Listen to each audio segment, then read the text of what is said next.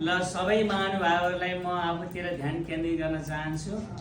आज हामी माझ हाम्रो अगाडि बहुप्रतिभाका धनी एउटा नानी अगाडि आएर उभिएकी छिन्। यो नानीलाई हरेक कुराको कला छ, हरेक कुराहरू आउँछ। यो नानीलाई ह्यान्ड राइटिङदेखि लिएर ड्रइङदेखि लिएर गीत गाउन नाच्न हरेक कुराहरू चाहिँ आउँछ।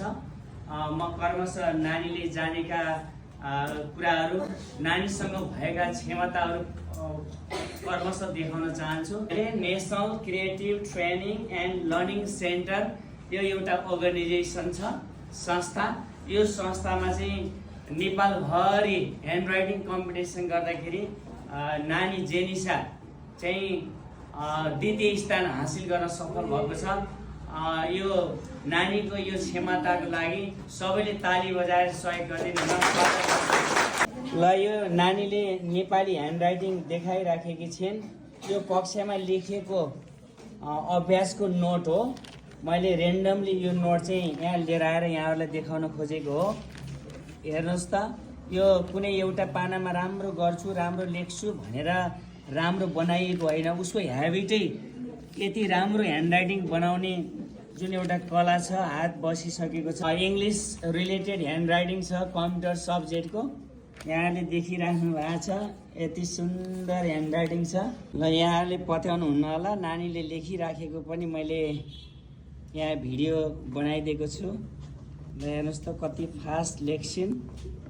सबै विद्यार्थी भाइ बहिनीहरूले यसरी नै राम्रो ह्यान्ड राइटिङ बनाउनु होला है। हुन्छ?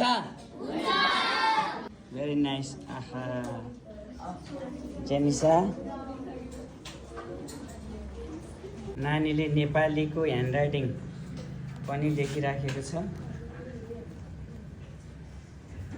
नेपाली पनि उस्तै राम्रो छ ह्यान्ड राइटिङ। यो सादा पेपरमा पनि नानीले सर एकदम फास्ट लेखिराखेकी छिन्। जेनिसा, यो नानीको यो अद्भुत कला, अद्भुत क्षमता, यो विलक्षण प्रतिभाको प्रतिमूर्ति जस्तो लाग्यो यो नानी। अनि यो नानीलाई ह्यान्ड राइटिङका अतिरिक्त ड्रइङमा पनि धेरै राम्रो छ। जहाँ उपस्थित भयो यो नानी त्यहीँ पुरस्कृत हुन्छन्। नानीले मेरो आफ्नै तस्बिर बनाएर ल्याएकी रहेछन्। नानीले प्रदर्शन गर्दैछिन्। ल सानुकाजी सर, सबैजना ताली बजाऊ।